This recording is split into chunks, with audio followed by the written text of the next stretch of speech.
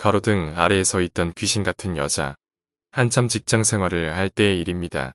제가 일하던 분야가 야근과 밤샘 작업이 많아서인지 귀신 목격담이 많습니다.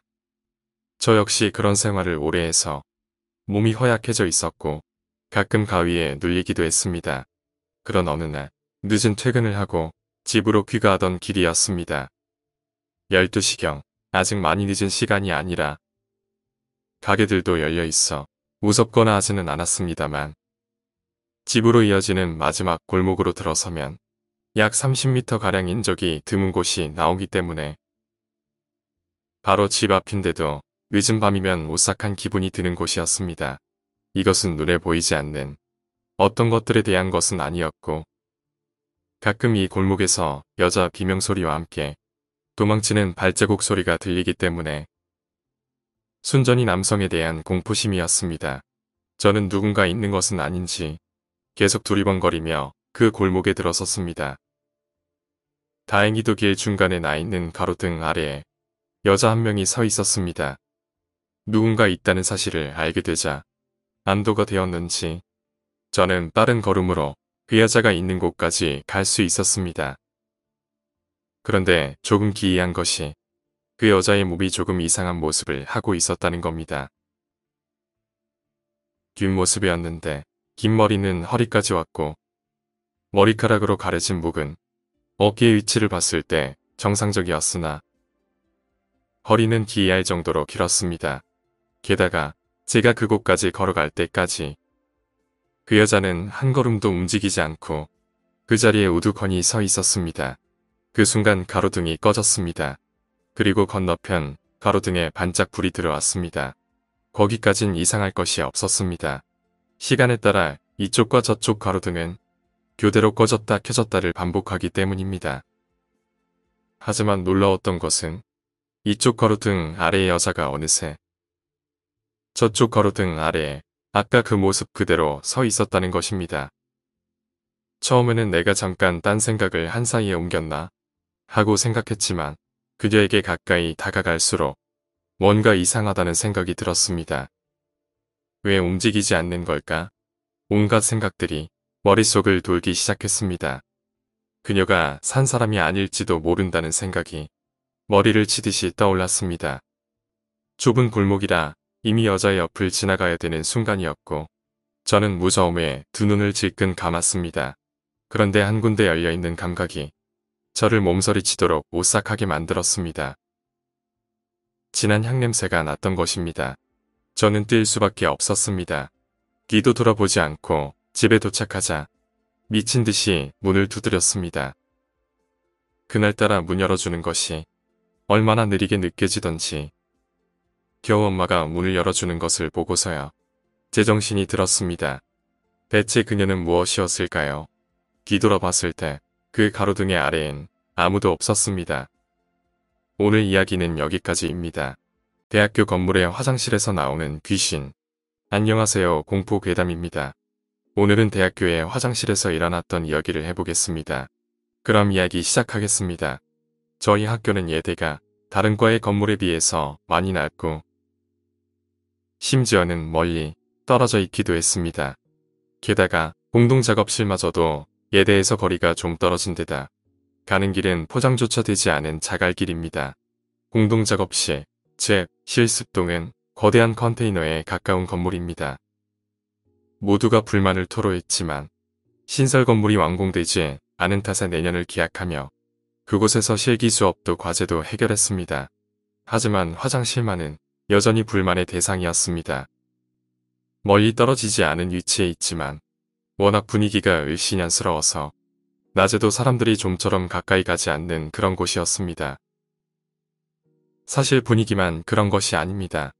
졸업생부터 가까운 선배들 그리고 동기들도 귀신을 목격했다는 소문이 끊이지 않았습니다.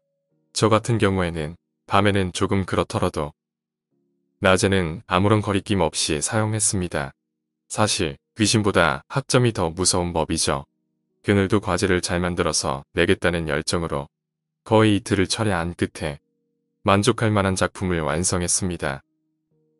작업을 정리하고 손을 씻기 위해 화장실에 들어가게 되었습니다. 사실 한밤중이라 조금 신경 쓰이기도 했지만 손에 묻어있던 물감이 좀처럼 지워지지 않아서 그 화장실에 갈 수밖에 없었습니다. 얼마나 그곳에서 시간을 보낸 건지 잘 기억하지 못했습니다. 다만 손을 씻던 도중에 검고 가녀린 손이 제 왼쪽 시야에 들어왔습니다. 마치 제 시선을 확인이라도 하듯 제 눈앞에서 손이 흔들거리고 있었습니다. 아무 생각 없이 지친 마음에 아 뭐야 진짜 하고 그 손길을 뿌리쳤습니다. 그런데 생각해보니 화장실엔 저 혼자였습니다. 인기척 같은 건 없었습니다. 깜짝 놀랐지만 피곤한 탓에 헛것이 보이겠거니 하는 생각을 했습니다. 그런 생각을 하는 찰나 똑똑히 기억합니다. 목덜 위부터 제 어깨로 손등까지 어루만지는 그 차가운 손길을 아직도 기억합니다. 소름이 돋아서 수돗물조차 잠그지 못한 채로 화장실을 나와서 그대로 실습동으로 돌아왔습니다. 저는 누군가 장난친 거라 생각했지만 그날 불이 꺼져 있던 곳은 예대 실습동밖에 없었습니다. 바로 옆방인 연극영화과 역시 아무도 없었습니다. 바로 옆 건물인 음대 실습동에 불이 꺼져 있는 것 화장실에 가기 전에 제 눈으로 확인했고 야간 작업을 신청한 학생도 없었다고 합니다. 그 화장실에는 얽힌 이야기가 있었습니다. 그 화장실 부근에 큰 나무가 있었는데 그 나무 밑에서 야심한 시각에 한 여대생이 불미스러운 사고를 당하고 그 자리에서 목을 맸다는 얘기가 있습니다. 여기서 끝이 아니라 그 이후에 화장실이 생기고 화장실에 갔던 사람 중 귀신을 목격한 사람이 속출하자 그 나무를 베어버렸다고 합니다. 하지만 반대로 귀신의 출몰 빈도가 더욱더 높아졌다고 합니다. 지금은 그 실습동을 철거하고 저는 리모델링된 예대 건물에서 수업을 받고 있습니다. 신설 건물은 사정상 쓰지 못하고 다른 과에게 양도하게 되었지만 지금도 예대 건물의 화장실 창밖을 보면 아직도 실습동 너머로 그 화장실이 보이곤 합니다. 전생에 관한 실제 경험담과 데자뷰로 맺은 인연, 해외 토픽이나 이야기 속에 자신이 환생을 했다는 사람들이 나타나는 이유는 무엇일까요? 인간의 정신과 사후세계를 말할 때 언제나 등장하는 환생과 카르마에 관한 주장들. 다음의 이야기들은 현재 서방에서 카르마에 대한 연구를 하고 있는 학자들이 수집한 환생자들의 체험담 중 일부입니다. 1982년 영국의 런던에서는 5살짜리 아이가 아침 식사 자리에서 갑자기 식탁에서 일어나 부모가 한 번도 본 적이 없는 동양식 절을 하는 것을 목격하게 됩니다.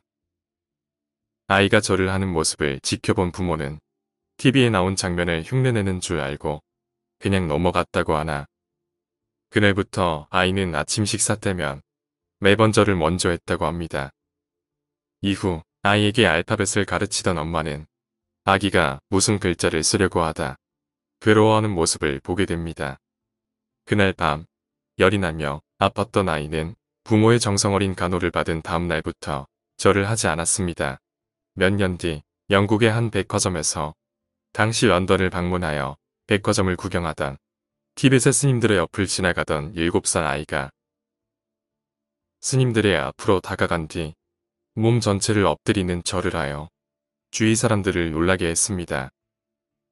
그 후 스님들의 권유로 아이는 런던의 호텔에서 묵고 있던 달라이 라마와 만나게 되었고 달라이 라마는 아이를 만났을 때 손으로 아이를 가리키며 먼 곳까지 여행 온 보람이 있다며 반기는 모습을 보였습니다. 달라이 라마는 아이의 부모에게 아이가 전생에 티벳에 있었던 고승이었다는 말을 해주었다고 하나 라마의 말에 충격을 받은 부모는 아이를 데리고 호텔 밖으로 나온 뒤 아이가 8살이 되던 해 신학교에 입학시켰습니다. 프랑스에는 기시한상, 즉 태어나서 처음으로 무언가를 보거나 겪는데 이 무언가가 분명 자신이 과거에 경험했던 것 같다는 느낌이 드는 것을 데자뷰라고 칭합니다. 1991년 프랑스 파리에서 영화를 보러 극장을 찾아간 날린 드살로는 그해 여름에 처음으로 개봉된 영화를 보러 극장에 들어갈 때 데자뷰를 느꼈다고 합니다. 여러 개의 영화를 동시 상영하는 극장에서 영화 A를 본 그녀는 영화를 보던 중 이상하게도 자꾸만 자신이 과거의 같은 극장에서 영화 B를 본 것과 같은 느낌이 들었습니다. 영화가 시작되던 중 A 영화 상영관에서 나와 B 상영관으로 들어간 드살로는 다시 한번 데자뷰를 느꼈다고 합니다. 이상한 느낌에 사로잡혀 극장의 제일 끝줄에 앉게 된 그녀는 차츰 멀리 떨어진 좌석에서 누군가 자신을 쳐다보고 있는 것을 알게 됩니다. 어둠 속에서 자신을 쳐다보는 사람을 보기 위해 좀 더 가까이 간 드살로는 이상하게도 처음 보는 그 남자를 분명 자신이 어디선가 봤던 사람이라는 생각을 하게 되었으며 남자를 영화관 밖으로 불러 자신이 느끼고 있는 기시감에 대해 이야기했습니다. 남자 또한 그녀를 본 적이 있는 것 같다고 대답하였고 대화를 나누던 그들은 서로가 다른 명문대를 다닌다는 사실을 알았는데 서로가 재학 중인 학교는 자신들이 서로 과거에 가려다 낙방했던 대학이라는 사실을 알게 되었습니다. 그날 서로 만난 게 인연이 되어 자주 만나온 그 둘은 몇 개월 뒤 대학을 졸업하고 부부가 되었습니다. 현충원에서 고인의 형체를 마주했던 이야기. 저는 중3 때 동아리에 들었었는데 어느 봄날 동아리 전체가 금요일에 현충원으로 봉사활동을 가기로 했습니다. 금요일에 있는 수업을 전부 빠진다는 특례에 좋아하며 버스를 타고 현충원으로 향했습니다. 현충원에 도착한 저희는 비석 하나하나를 마른 수건으로 닦기 시작했습니다. 수업 빼먹는다고 좋아했더니 생각보다 꽤나 힘든 작업이었습니다. 햇빛도 거침없이 내려쬐고 허리도 뻐근하게 아파오기 시작했습니다. 저는 잠시 묘비 단락 옆길에 있는 벤치에 앉아서 쉬기로 했습니다. 그런데 화창하던 날씨에 갑자기 구름이 끼기 시작하는 겁니다. 햇빛 때문에 땀이 났던 참이라 오히려 좋게 여겼습니다. 그렇게 앉은 채로 몇 분간 맞은편 묘비 쪽을 멍하니 바라보고 있는데 갑자기 시야에 무언가가 잡혔습니다. 제가 바라보고 있던 묘비에 무언가가 앉아있는데 설명하기가 쉽지 않습니다. 제가 상상해낸 환상을 보고 있는 것 같기도 하고 뿌연 연기 같은 것이 사람 형상을 하고 묘비 위에 앉아 있었습니다. 그러니까 옆을 보면서 묘비에 비스듬하게 앉아있는 형상이었는데 갑자기 저를 휙 돌아보더니 벌떡 일어서는 겁니다. 그러더니 저를 향해 달려오는가 싶더니 휙 사라지고 말았습니다. 불과 몇 초 동안에 일어난 일이기에 제 눈을 믿지 못하고 있었는데 그 사이에 다시 구름이 걷히고 햇빛이 비치기 시작했습니다. 그 무언가가 앉아있던 묘비 위에도 말이죠. 순간 들었던 기분은 묘하게도 무섭다거나 신기한 게 아닌 굉장히 슬프고 안타까운 느낌이었습니다. 그 이상한 경험을 겪고 저는 아무 탈 없이 현충원 묘비에 묻힌 이들에 대한 경례와 묵념을 하고선 다시 집으로 돌아가게 되었습니다. 친구들에게도 이 경험을 말해주었는데 다들 거짓말이라면서 믿질 않더군요. 솔직히 저도 제가 정말 이것을 본 건지 아닌 건지 잘 모르겠지만 말입니다. 하지만 그때의 기분만큼은 선명하게 기억하고 있습니다. 우리나라를 위해 희생하고 돌아가신 분들에 대한 안타까움이랄까요. 그때부터 현충일 날이면 묘비를 정성 들여 닦습니다. 그게 제가 그분들에게 해줄 수 있는 최소한이 아닐까 하면서 말이죠. 그리고 묘비를 하나하나 볼 때마다 그때의 그 느낌이 되살아납니다. 부디 그분들이 편안하게 저 세상에서 잠들어 계시기를 빕니다. 예쁜 꽃이 자라는 방법. 어렸을 때의 일입니다. 전 저희 집 근처 수로에 붉은 수련화가 피어있는 걸 발견했습니다. 그 붉은색은 제가 자연에서 보았던 붉은색들 중 그 무엇보다도 깊고 선명했습니다. 너무나도 선명해서 부자연스럽게 느껴졌을 정도였으니까요. 마치 누군가가 실험실에서 이 꽃을 개발하고 나서는 모두와 함께 즐기기 위해 그 자리에 놔둔 것 같았습니다. 여름 방학 내내 전 매일매일 그 붉은 수련화 옆을 지나쳤습니다. 시간이 흐를수록 저는 점점 그 꽃에 빠져들고 있었습니다. 그 꽃에 눈을 떼지 못하는 제 모습을 발견했죠. 제 눈에는 마치 수련이 살아있는 사람처럼 맥박에 맞춰 뛰고 있는 것 같았습니다. 꽃잎의 색이 점점 짙어져 까맣게 보이다가 눈을 깜빡이면 갑자기 붉은색으로 바뀌곤 했습니다.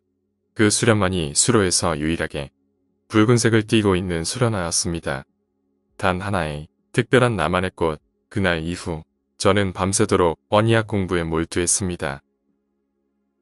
하지만 붉은 수련화에 대해서는 어떤 정보도 찾을 수 없었습니다.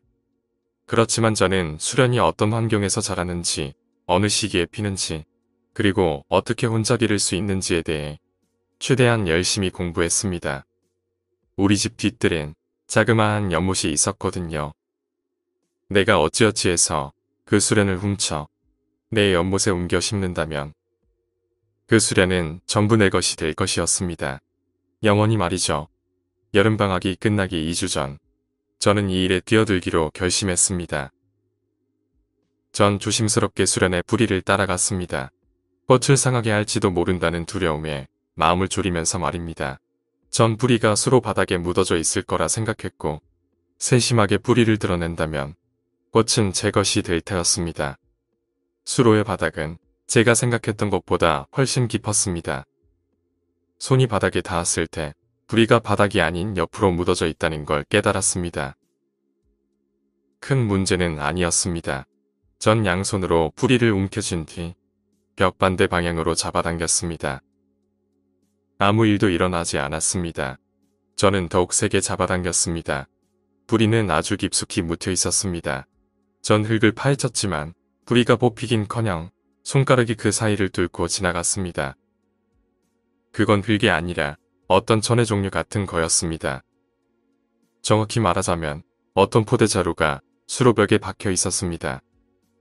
전 쥐고 있던 뿌리를 내려놓고 자루를 손으로 찢었습니다. 전 비명을 지를 수밖에 없었습니다. 코와 입과 폐 속으로 물이 가득 들어찼습니다. 그곳엔 수척하고 창백한 얼굴이 저를 응시하고 있었습니다. 수련의 뿌리는 그의 목에 깊숙이 묻혀 있었습니다. 그 사리는 이제 사건으로 남겨졌습니다. 그리고 전 꽃을 가질 수 없게 되었죠. 하지만 그 꽃을 잊을 수가 없었습니다. 매일 밤 그 꽃에 대한 꿈을 꾸었고 몇 년 동안 계속되었습니다. 꽃은 점점 저를 좀먹어가고 있었습니다. 시체가 없어진 후 꽃은 죽고 말았습니다. 그 아름다움과 함께 말이죠. 전 그 수련이 어떻게 그런 독특한 색을 가지게 되었는지 알아내기 위해 남은 제 평생의 인생을 바쳤습니다. 어떻게 그 뿌리가 시체 안에 박혀 있는지, 어떻게 그 뿌리로부터 영양분을 끌어냈는지 말이죠. 아직 그 과정을 재현해 보진 않았지만 전 계속 노력할 겁니다. 어렸을 적엔 몰랐었던 경찰의 사건 보고서로부터 아주 중요한 정보를 발견했거든요. 이 마지막 한 조각이 제 목표를 지금까지 가로막고 있었던 겁니다. 시신이 수로 벽에 묻혔을 적, 그 시신은 아직 살아있었습니다. 한 번만 더 해보겠습니다. 아무도 그녀가 사라진 걸 눈치채지 못할 거니까요. 오늘 이야기는 여기까지입니다. 바닷가에서 죽은 아이를 다시 만나고 겪었던 일. 고등학교 때 겪은 일입니다.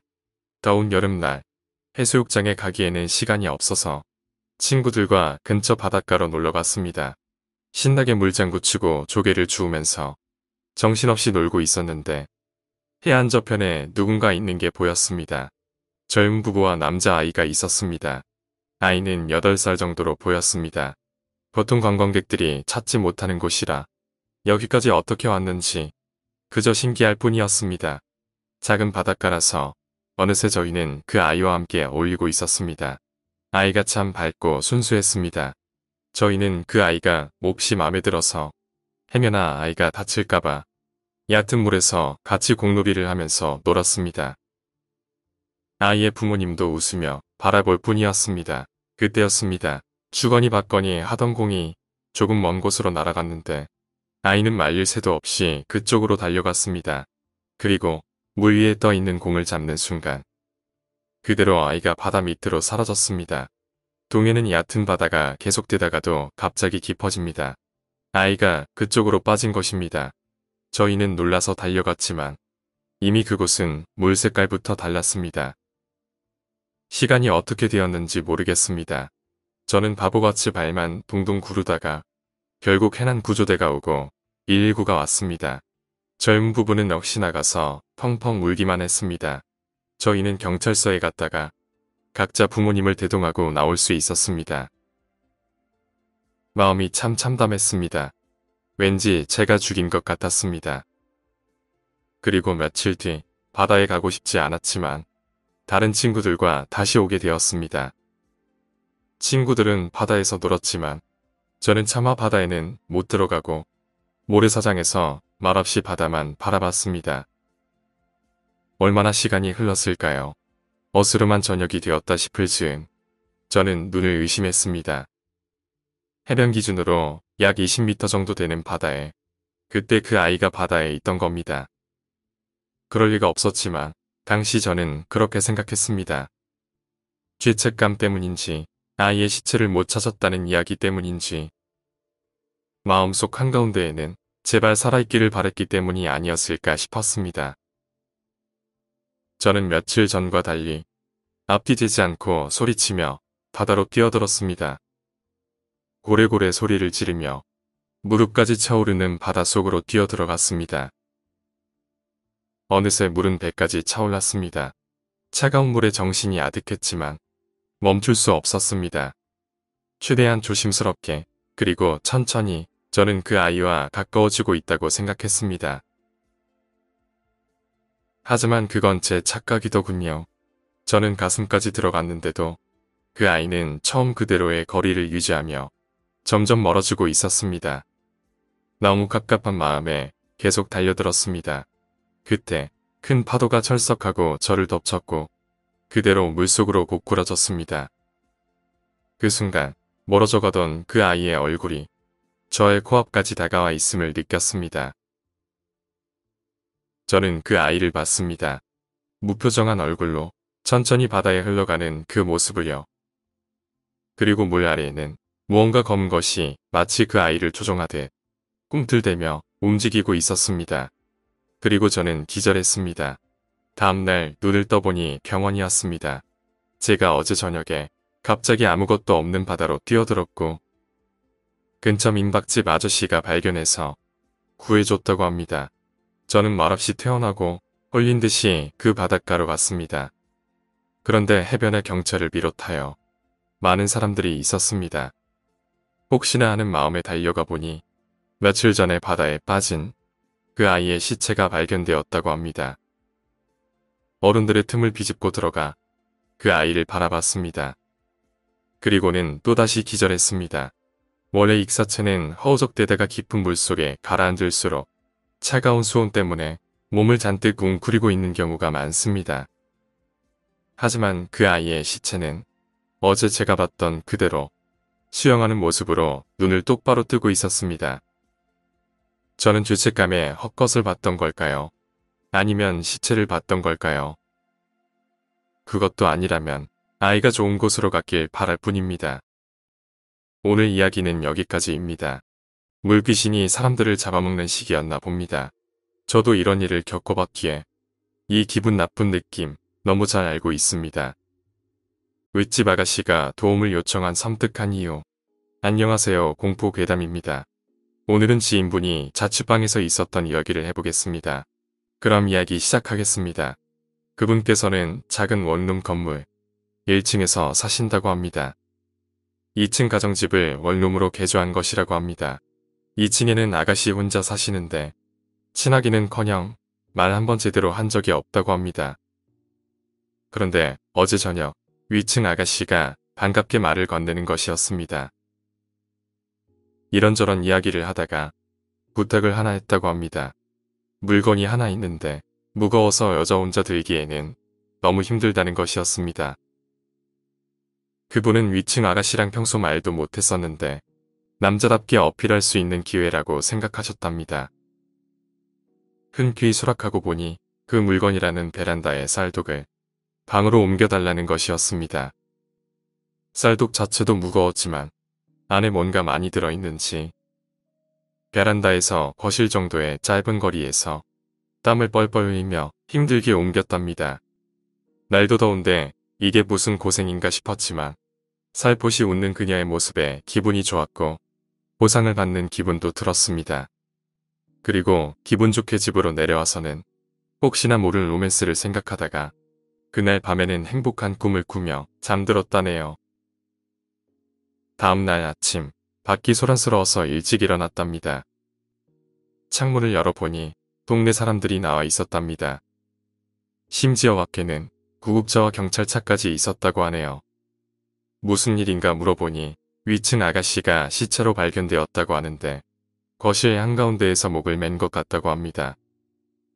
그제야 위층 아가씨의 의도를 알게 되었고 본의 아니게 도와주었다는 죄책감을 떨쳐버릴 수 없었다고 합니다. 수박을 먹다가 황천길을 건널 뻔했습니다. 제가 고등학교 때 겪은 일입니다. 당시 저는 부산에서 살았는데 고등학교 때 절친 중 한 명은 안동이 고향이었습니다. 보통 안동이라고 하면 종갓집 생각하시죠?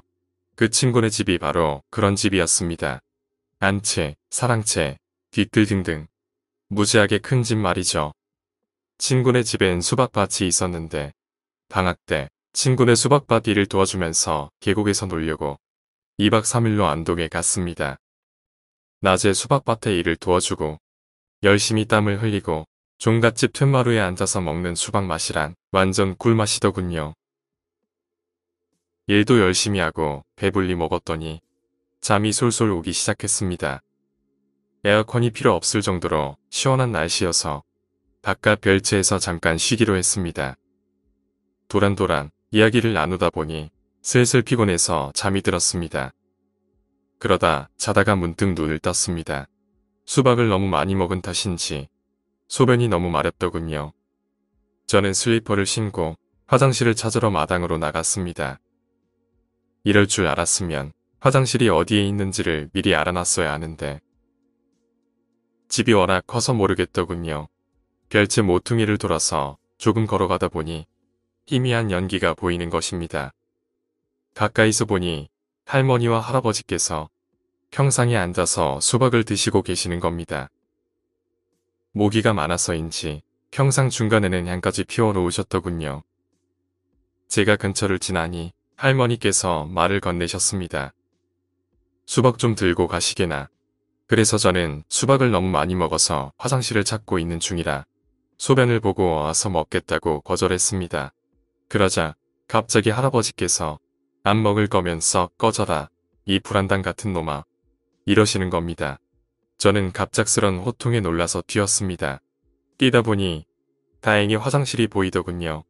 시원하게 소변을 누고 노부의 성의를 거절한 게 미안해서 할머니 할아버지를 찾으러 그쪽으로 다시 돌아갈까 했지만 또 수박을 먹으면 밤새 화장실을 들락거려야 할 것 같아서 다시 잠을 자러 별채로 갔습니다. 여전히 피곤했던지 눕자마자 다시 바로 잠들었고 아침에 친구가 흔들어 깨우는 바람에 늦잠을 자지 못하고 일어났습니다. 친구네 집은 오전 7시에 아침 식사를 한다고 하더군요.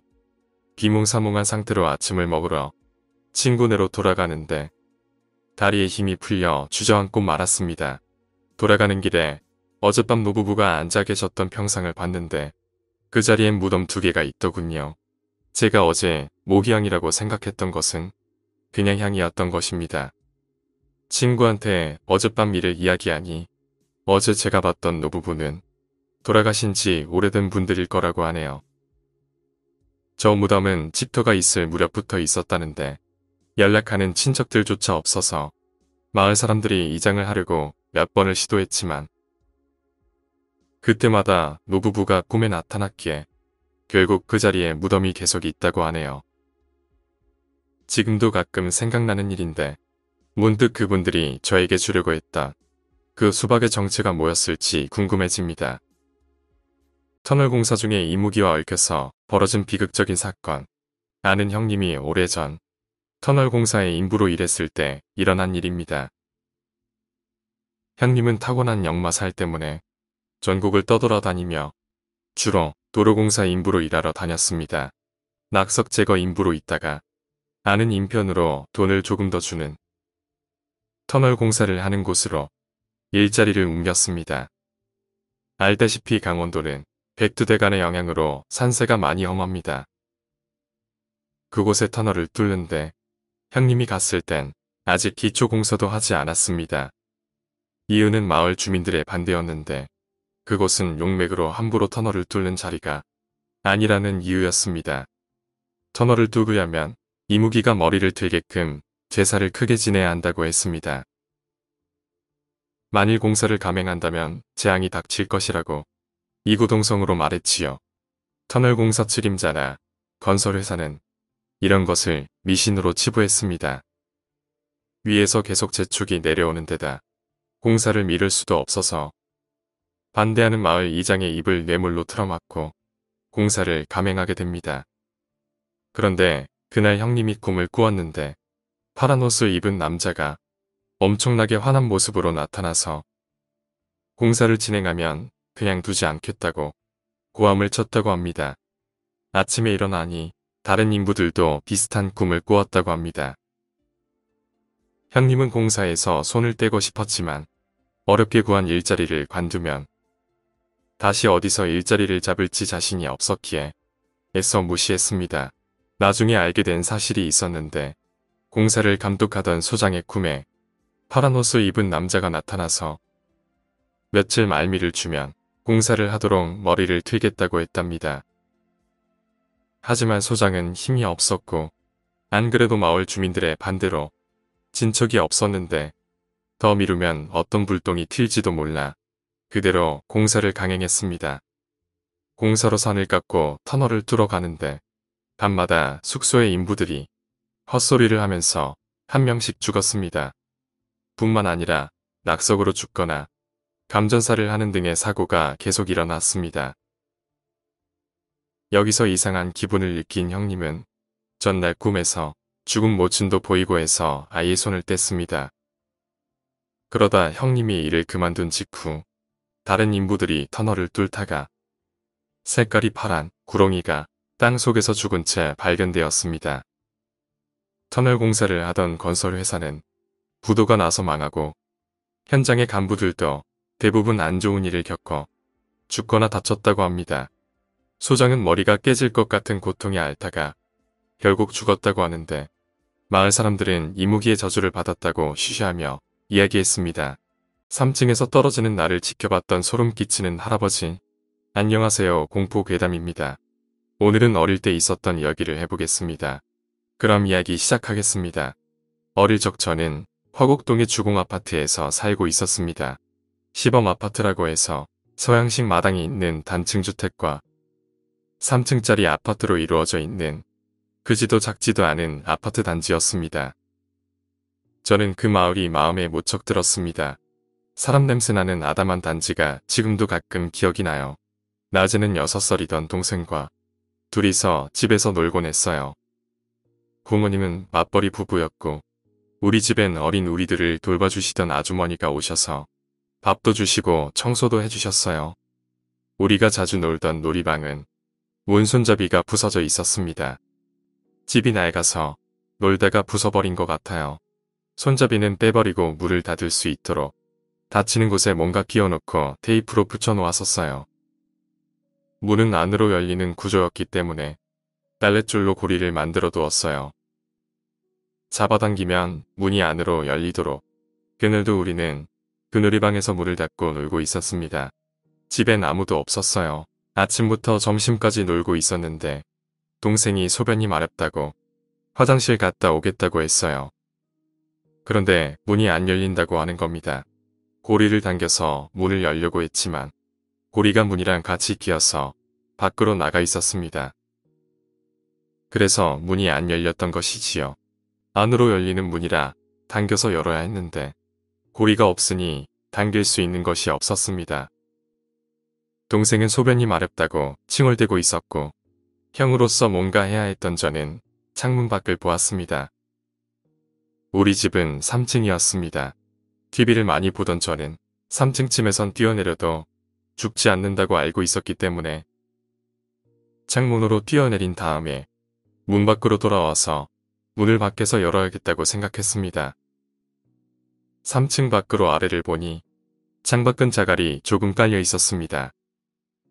하늘을 보니 날씨가 참 좋았습니다. 구름이 하나도 없었어요. 일단 창에 매달렸습니다.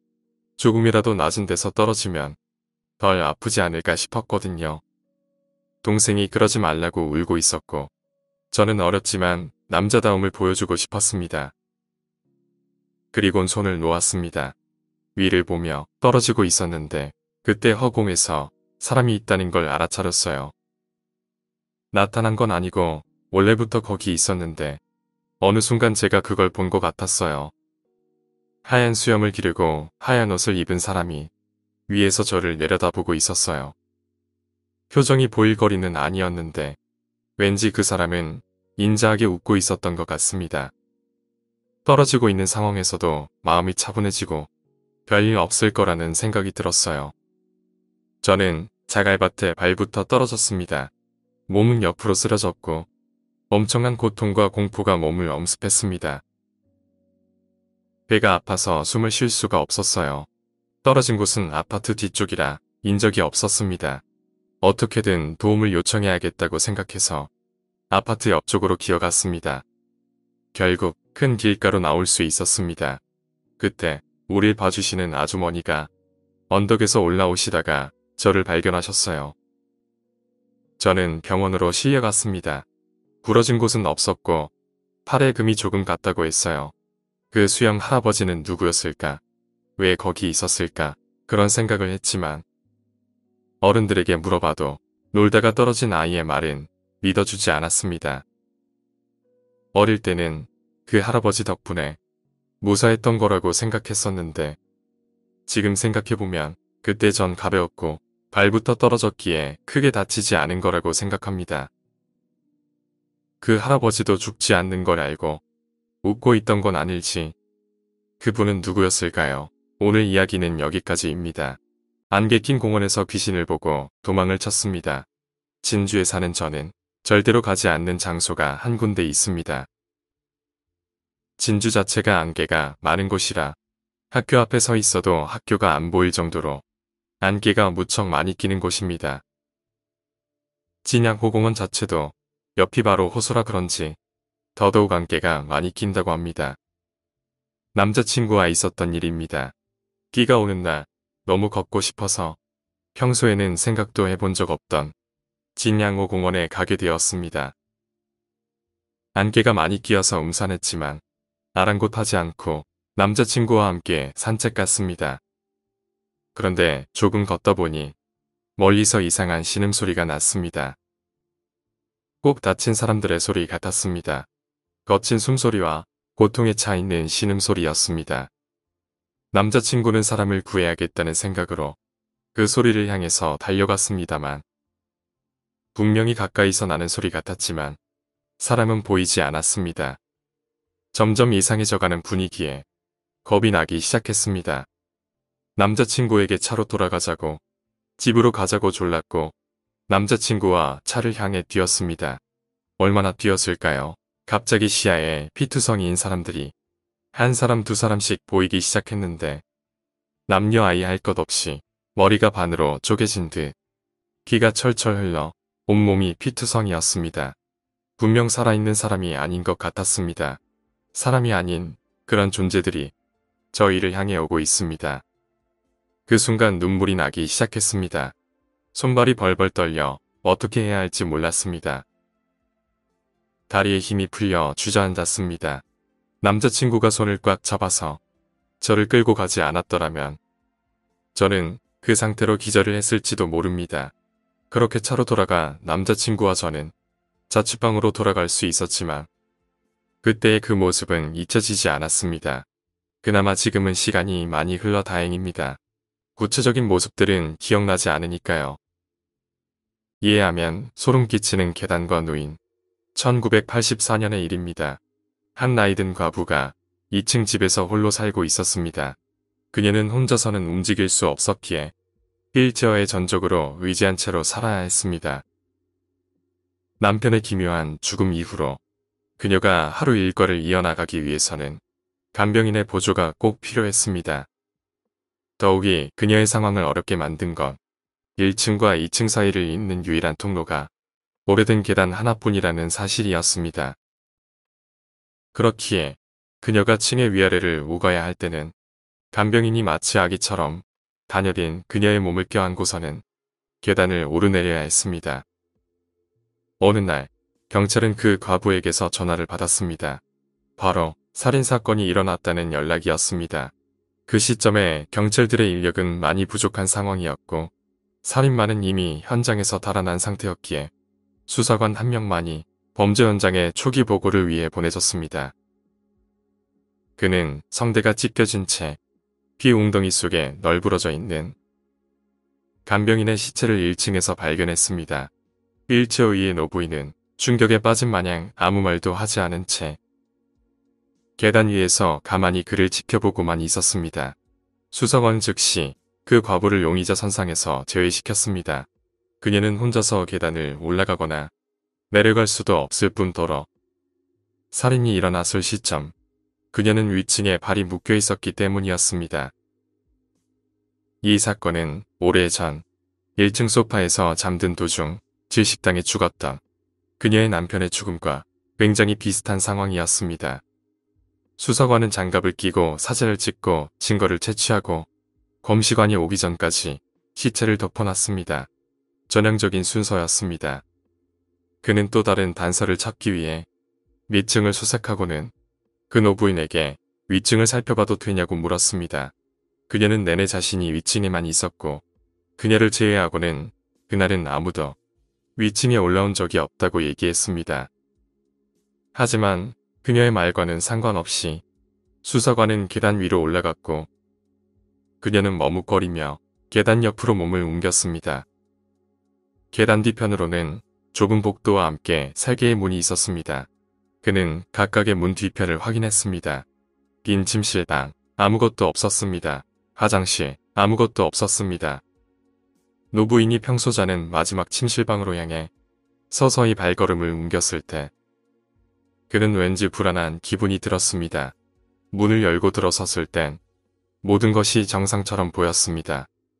침대, 옷장, 그리고 침대 옆 탁상에 놓인 전등까지도 그는 두려움에 빠진 채 자신이 발견하지 못한 거라고 생각하며 방에 있는 모든 벽을 조사했습니다. 하지만 그건 그가 발견하지 못한 것이 아니었습니다. 그는 제자리에 그대로 멈춰서서 조용히 홀스터에 끼워진 총을 향해 손을 넣었습니다. 그건 너무나도 사소한 것이었기에 이전에 있었던 그녀 남편의 죽음에 대해 조사했을 때도 간과했었던 것이었습니다. 위층에는 전화기가 없었습니다. 총을 빼들고 방을 뛰쳐나오는 순간 어떤 소리가 들렸지만 그곳에 남아있던 건 빈 휠체어 뿐이었습니다. 화장실 안에서 노크에 응답한 사람의 정체. 안녕하세요, 공포괴담입니다. 오늘은 외삼촌의 집에서 있었던 이야기를 해보겠습니다. 그럼 이야기 시작하겠습니다. 평소에는 외삼촌 댁에 자주 가지 않았습니다. 외삼촌 댁은 여수라서 서울에서 멀거니와 입시를 준비한다는 핑계 아닌 핑계로 가지 않았던 것입니다. 하지만 작년에 대학에 합격했고 입학 선물도 보내주셔서 한번 찾아뵙지 않을 수가 없게 되었습니다. 그래서 주말 어느 날 시간을 내서 여수로 향했습니다. 여수로 가는 동안 길이 많이 막혀서 예정 시간보다 늦게 도착했습니다.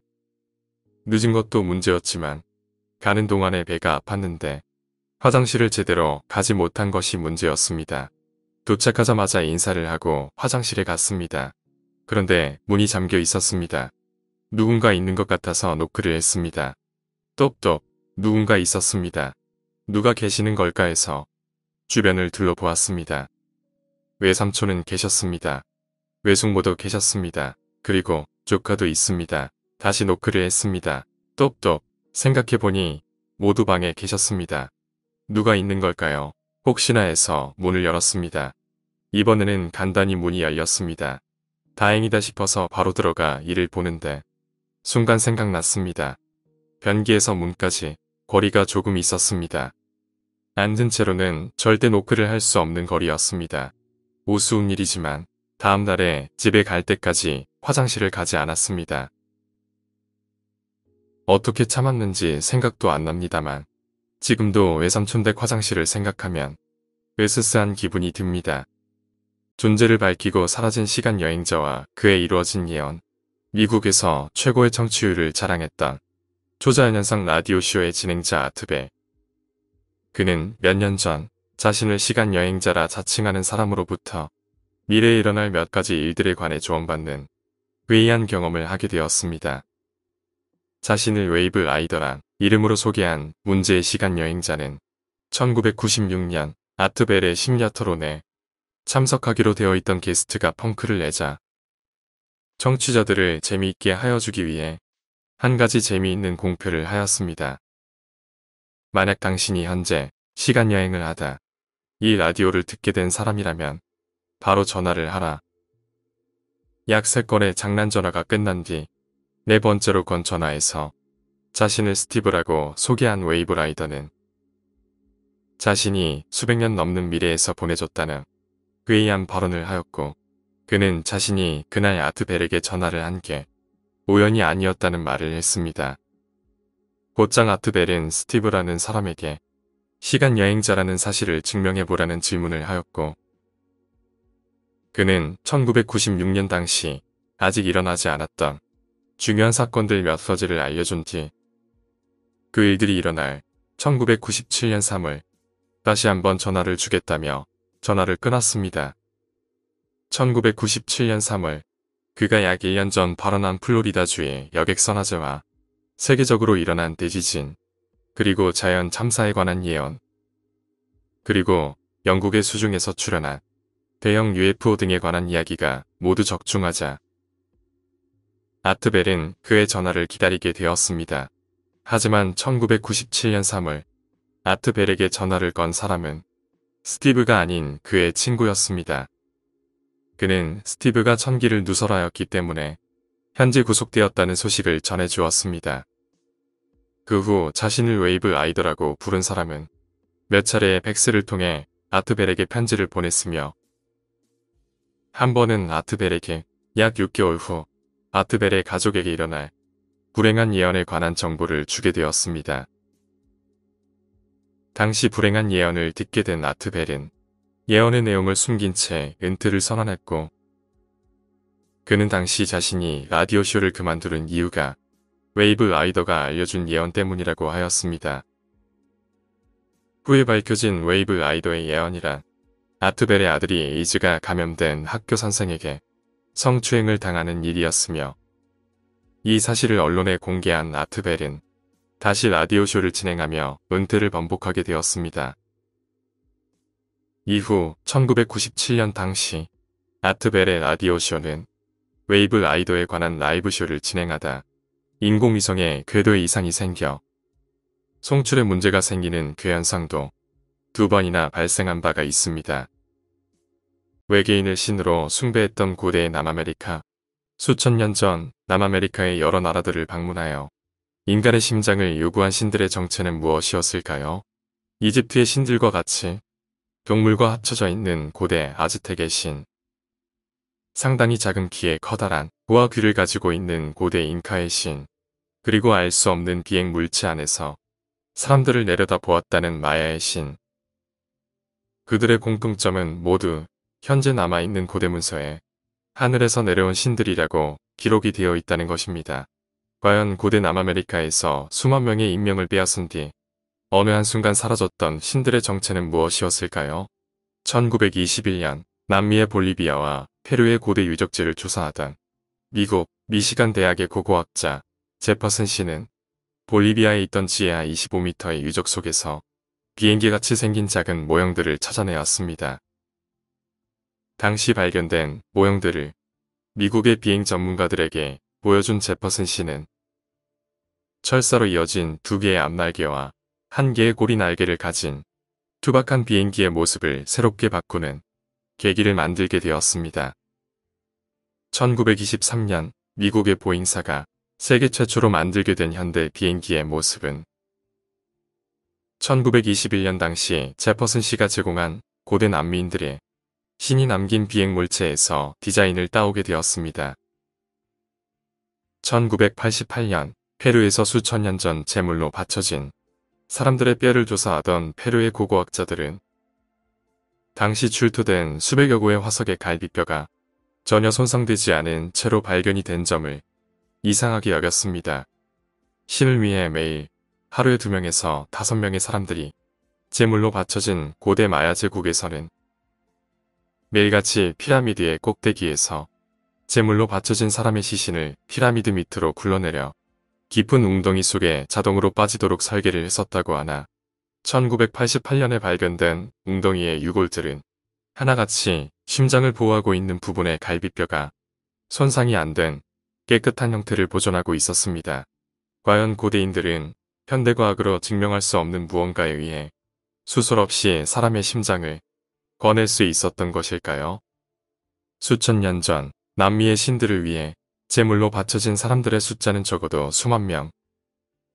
사람들의 심장을 모아 어디론가 가지고 갔다는 고대 남미 신들의 정체는 무엇이었을까요? 귀신이 돌아다니는 홍콩의 중원절 괴담. 안녕하세요, 공포 괴담입니다. 오늘은 홍콩의 중원절에 대한 이야기를 해보겠습니다. 그럼 이야기 시작하겠습니다. 홍콩에는 중원절이라는 날이 있습니다. 사람들이 말하기에 그날은 음기가 강해서 귀신이 거리를 돌아다닌다고 합니다.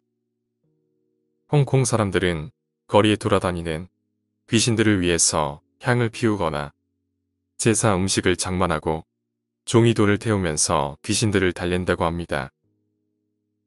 그래서 밤거리도 유명한 홍콩도 그날만큼은 다들 일찍 집으로 들어갑니다.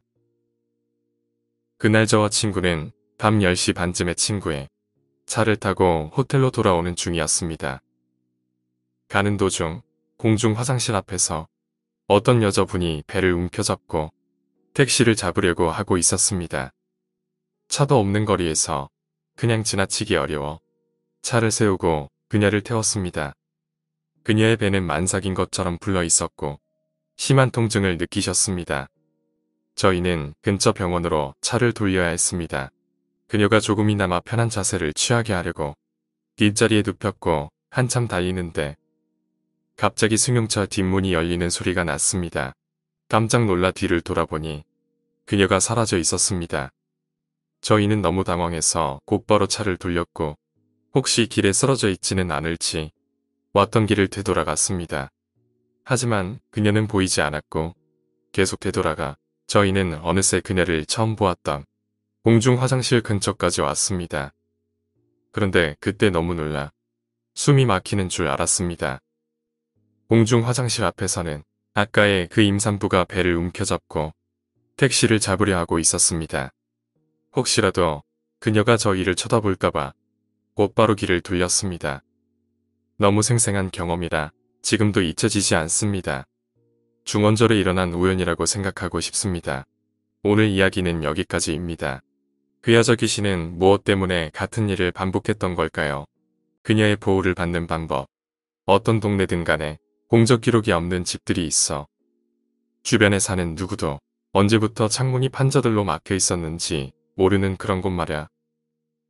전에 누가 살았는지 찾을 수도 없고 어떤 개인이나 단체도 그 집이 있는 부지에 대해 권리를 주장하지 못하는 그런 곳. 그래도 집에 들어갈 땐 항상 1층 뒤쪽 창문을 통해서 들어와. 절대 바깥쪽 문은 건드리지 말고 그렇게 집 안으로 들어오면 먼지 속에서 오래전 그곳에 살았었던 사람들의 흔적을 보게 될 거야. 납작해진 상자, 엎어진 아기 침대, 그리고 군데군데 벗겨진 카펫 바닥까지. 그리고 예외 없이 침실에는 버려진 더블 매트리스가 놓여 있을 거야. 쥐나 바퀴벌레나 동물 배설물 같은 건 오히려 보이지 않을 걸. 오히려 해충들이 이곳은 오면 안 된다는 걸 더 잘 알고 있으니까. 이곳은 바로 그녀의 신성한 공간이거든. 처음에 올 때는 이 집에 들어올 때 꼭 필요한 물품들만 가지고 와. 그러고는 침실을 찾은 다음에 중앙에 서서 먼지가 쌓인 바닥 위로 발 주변에 끊기지 않은 원을 그려. 안전하게 하려면 지름 한 1m 정도가 좋을 거야. 그런 다음 출구를 바라보곤 이렇게 크게 외쳐. 제모를 마치고 싶습니다. 기쁘게 받아주실 건가요? 그러고는 최대한 빨리 집에서 떠나 다음 밤이 아득해질 때까지는 절대 돌아와선 안 돼. 이번엔 못이랑 망치, 빈병, 날이 잘 들고 견고한 칼 한 자루. 그리고 횃불을 챙겨와야 돼. 저번에 들어가던 방법으로 들어오고 침실에 있던 매트리스 기억나지? 거기에 누군가 자고 있을 거야. 깨울까봐 걱정하지 않아도 돼. 그 여자는 너를 위해 처리되어 있는 거니까. 자고 있는 여자를 등 쪽으로 뒤집은 다음 경정맥을 잘라 최대한 피를 모으는 걸 잊지 말고 그러곤 이 방을 포함해서 이 집에 있는 모든 방 바닥에다 그 피를 조금씩 부어야 해. 하지만 피를 어느 정도 남기는 건 잊어선 안 돼. 그 일이 끝나면 같은 방법으로 집을 나간 다음 다시 창문에다가 판자를 박아 넣어. 그러곤 집으로 걸어가. 가는 길에 누구랑도 대화하지 말고 집에 도착하면 남아있는 피 약간의 오른손을 살짝 담그고 방금 들어온 너희 집의 문 손잡이에다가 대고 문질러. 피가 여전히 남아있다면 나머지는 무조건 길 어디에든 부어야 돼. 하지만 절대 하수구에다가는 붓지 말고 너가 사용했던 칼은 절대 다시 사용해선 안 되고 땅에다가 묻어야 돼. 죽인 흔적을 감추려고 노력하지 않아도 돼. 다음에 집을 나설 때 문고리에 발라놨던 피도 다 사라져 있을 거고 너가 저지른 살인도 아무런 영향도 끼치지 않을 테니까. 그녀의 사원을 떠난 그 시점부터 DNA 증거도 다시는 너가 사건에 연루되었다고 나오지 않을 거고 법도 널 건드리지 못할 거야. 카메라에선 너의 얼굴만이 뿌옇게 보일 거고 넌 이제 그녀의 보호 아래 있게 된 거야. 제대로 된 집을 찾는 것만 잊지 마. 오늘 이야기는 여기까지입니다. 꿈속에서 현실의 남편을 살린 아주머니, 친구 어머님이 예지몽 쪽에 능하셨던 모양입니다. 그 당시 친구 아버님은 차를 가지고 이곳저곳 다니시는 일을 하셨답니다. 그런 어느 날 친구 어머님이 꿈을 꾸셨는데 꿈속에서 남편분이 방에 누워서 자고 있더랍니다. 그런데 남편의 발밑에 어마어마하게 큰 지네가 꿈틀거리더랍니다. 보기만 해도 징그러운 정도로 컸다네요. 무서워서 보고만 있는데 그 지네가 남편의 발을 타고 올라가서 다리를 지나 점점 몸 위로 올라가더랍니다. 저걸 쳐내야 하는데 그냥 두면 안 되는데 꿈속이지만 이런 생각이 들었는데 너무 무서워서 엄두조차 내지 못했답니다. 그 와중에 지네가 목 근처까지 올라갔는데 머리를 타고 넘으면 죽는다는 말이 생각나셨다고 하네요. 결국에는 용기를 내서 냅다 쳐냈고 지네가 바닥에 떨어지고는 꿈에서 깼다고 합니다. 그해 아침 어머님이 꿈 이야기는 하지 않고 제 친구에게 몸 조심하라는 말을 하였답니다. 친구 아버지는 운전을 하니까 괜한 얘기가 될까봐 얘기를 안 했답니다. 그런데 친구 아버님이 운전을 하고 가시는데 앞에 있던 차들이 사고가 났답니다. 갑자기 난 사고이지만 바로 앞에 있던 트럭과는 거리가 좀 있어서 괜찮았는데 앞에 있던 트럭이 공사장용 철근을 잔뜩 싣고 가는 거였다고 합니다. 사고가 나면서 철근들이 뒤로 쭉 쏟아졌는데 친구 아버님 차의 전면 유리창 바로 앞에 멈춰서 무사하셨다고 하네요. 친구 어머님의 꿈속에서 지네를 쳐내지 못하고 머리를 타고 넘었다면 정말 어떤 사고가 났을지 친구에게 그 얘기를 듣는데 신기하면서 오싹하더군요. 꿈속에서 시월들을 겪었던 괴로운 경험담. 안녕하세요, 공포괴담입니다. 오늘은 꿈에서 있었던 이야기를 해보겠습니다. 그럼 이야기 시작하겠습니다. 결혼 전에 겪은 일입니다. 결혼 날짜를 잡아놓고 신혼집 준비가 한창이었습니다. 공사가 끝나고 가구를 놓은 상태였고 거실에서 텔레비전을 보다가 소파에서 잠들었습니다. 꿈에서 저는 어두컴컴하고 습한 지하창고 같은 곳에 있었습니다. 벽으로 밀쳐진 상황이었고 누군가 제 목을 두 손으로 조르고 있었습니다. 눈을 뜨자마자 필사적으로 저항했습니다. 두 손을 밀치려고 했는데 제 목을 조르는 사람의 얼굴이 없었습니다. 정확히 말하면 얼굴이 없던 게 아니고 목이 뒤로 꺾여서 넘어가 있던 것입니다. 그 모습에 너무 놀라서 온몸에 힘이 빠졌고 저항하기 힘들 정도로 숨이 가팠습니다. 그렇게 당하고 있는데 갑자기 시어머니께서 나타나셔서 그 사람에게 뭐라고 말하는 것이었습니다. 여기가 어디라고 나타나서 얘한테 이런 짓을 하냐.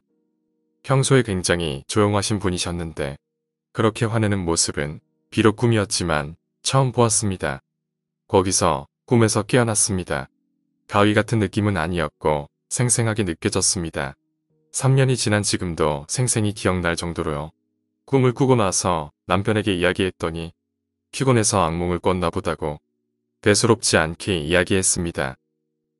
하지만 무언가 생각이 난 듯 갑자기 시어머니께 전화를 해서 꿈 이야기를 하더군요. 다음날 시어머니를 만나는 일이 있었는데 대화 도중에 어제 꿈 이야기를 했습니다. 그랬더니 돌아가신 고모가 낯선 사람이 와서 나오신 것 같다고 말씀하시더군요. 고모님께선 이북에서 남편과 살고 계셨는데 6.25 전쟁 때 헤어지셨다고 합니다. 그 이후로는 혼자서 일본에서 사셨는데 시어머니께서도 얼굴은 뵙지 못했다고 하네요. 시어머니께서 결혼하시고 1년 후쯤 고모님께서 돌아가셨다고 연락이 왔는데 가족이 없어서 시아버지께 연락이 왔다고 합니다. 그래서 시어머니와 시아버지께서 일본에 가셔서 유골거루를 가지고 오셨다고 합니다. 그 이후 시아버지가 고모님 제사를 모시고 있었다고 합니다. 지금은 시아버님이 돌아가시고 제가 고모님 제사를 모시고 있습니다. 생각해보면 그 고모님께서 새 식구가 와서 제 꿈에 나타나신 게 아닐까 합니다. 그런데 나중에 들으니 혼자서 쓸쓸하게 고모님께서 목을 매서 자살하셨다고 하네요. 마지막 모습이 그렇다 보니 꿈에서도 목이 꺾여서 나타나신 게 아닌지 지금 생각하면 안타까운 일입니다. 오늘 이야기는 여기까지입니다. 나는 방구석에 앉아 있었다. 방문을 가볍게 노크하는 소리가 들려왔어. 아빠인 것 같은데 브라이언, 안에 있니? 대답하고 싶은 마음이 들지 않았어. 나는 방구석에 앉아 있었어. 여기서 보니 방 전체 작은 것 하나하나까지 세세하게 보인다는 사실에 놀라고 있었어. 나 평소에 한 번도 방을 이런 식으로 보지 않았었구나. 아빠가 다시 문을 노크했지만 여전히 대답하고 싶지 않았어. 지난 몇 달간은 정말 나한테 있어서 너무 힘든 시기였거든. 아빠가 발령받고 나서 나랑 아빠는 이 도시로 이사 왔어야 했으니까. 아빠는 새로운 환경에 적응하는데 시간이 잠깐 걸릴 거라고 얘기했었지만 나한테 있어선 그건 정말 너무 어려운 일이었어. 특히 학교에서 말야. 사람들이 학교에서 날 마치 외부인 마냥 바라보는 눈길이 맘에 안 들었어. 그 시선이며 중얼중얼 대는 거며 내 뒷담이며 전부 다 말야. 그러더니 어느 순간 시작됐어. 어느 날 내가 도서관에 있었는데 걔네들이 내 주위를 에워쌌어. 그러고는 나한테 주먹질과 발길질을 해대기 시작했어. 울음조차 나오지 않았어. 그리고 그날 이후 애들한테 두들겨 맞는 일은 서서히 내 삶의 한 부분이 되어가기 시작했어. 아빠한테 얘기를 하긴 너무 두려웠었어. 그래서 알지 못하게 집에서도 후드티를 입어서 상처를 감추었지. 문 밖에선 서서히 다급해하는 게 느껴졌어. 노크 소리는 쾅쾅대는 소리로 바뀌었고 아빠는 이 문을 열라며 계속 소리쳤어. 잠깐 문을 열어야 되나 생각했지만 너무 지쳤어. 더군다나 방구석은 너무나도 따뜻하고 편안하고 말야. 갑자기 꽝 하는 소리와 함께 문이 열리고 아빠가 방 안으로 들어왔어. 난 아빠의 얼굴을 바라봤어. 아빠의 긴장하던 표정은 천천히 두려움의 무언가로 바뀌었어. 난 여기 앉아 있었지만 아빠는 나를 바라보고 있지 않았어. 아빠의 시선은 방 한가운데에 고정되어 있었어. 천장에 매달린 내 몸을 말이야. 오늘 이야기는 여기까지입니다. 다른 종교의 신앙을 무시해선 안 되는 이유. 안녕하세요, 공포괴담입니다. 오늘은 종교에 관한 짧은 이야기를 해보겠습니다. 그럼 이야기 시작하겠습니다. 변변한 재산 하나 없이 시작했던 결혼 생활에 딱히 배워놓은 기술도 없었던 아버지는 급한 대로 택시 일을 시작하셨다고 합니다. 수입은 그렇게 크지 않았지만 가장으로서 직장을 구하고 나니 숨통이 조금 트이셨습니다. 그런데 그 무렵 집안에 또 다른 걱정거리가 생겼습니다. 제가 시도 때도 없이 벌레만 보면 경기를 일으켰기 때문입니다. 멀쩡하던 아이가 이유도 없이 하루에도 몇 번씩 입에 거품을 물고 넘어지니 걱정되어 온갖 군데 병원을 가도 원인을 찾을 수가 없었답니다. 그 소식을 들으신 큰어머니께서 평소 알고 지내시던 여스님 한 분을 소개시켜 주셨는데 이 스님께서 저를 보시고는 백마의 피로 어른 키의 절반만한 큰 부적을 써주셨다고 합니다. 그 부적을 액자에 넣어 벽에 걸고 일주일이 지나자 벌레만 보면 경기를 일으키던 제가 신기하게도 손으로 벌레를 잡으며 놀더랍니다. 그 이후 몇 년이 지나 아버지는 다른 종교를 믿기 시작하셨습니다.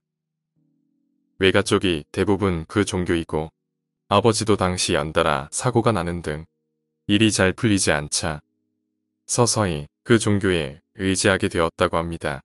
그런데 대개 종교들이 그렇듯 타 종교를 동시에 믿으면 안 된다고 합니다. 집안에서 타 종교의 흔적을 없애는 것이 좋다는 말에 아버지는 고민하시다가 그 부적을 태워 없애버리셨다고 합니다. 그리고 다음날 밤 아버지는 평생 잊혀지지 않을 무서운 꿈을 꾸셨습니다. 꿈속의 아버지는 집에서 양반다리를 하고 앉아 있었는데 갑자기 문이 벌컥 열리며 예쁜 여자가 들어와서 아버지 앞에 앉더랍니다.